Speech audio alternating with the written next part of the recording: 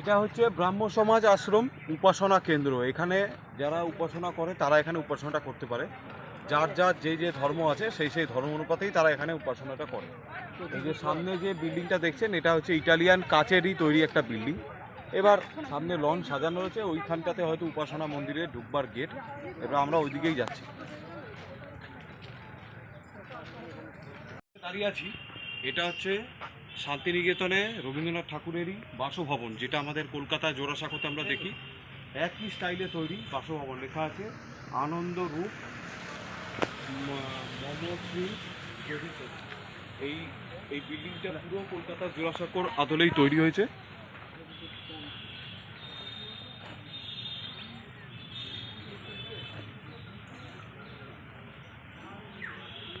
গাছটা দেখুন, এখানে একটা বট গাছ রয়েছে, তার মাঝখান থেকে একটা তাল গাছ উঠে গেছে লম্বাভাবে।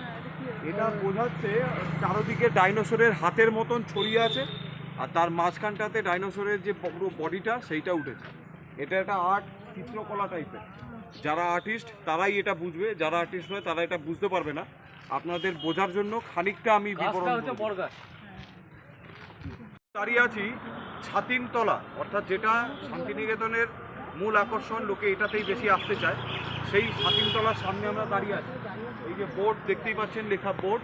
এবার এই দাদা আমাদের এখানে লোকাল গাইড করছে, ইনি কিছু এটার ব্যাপারে বলবেন।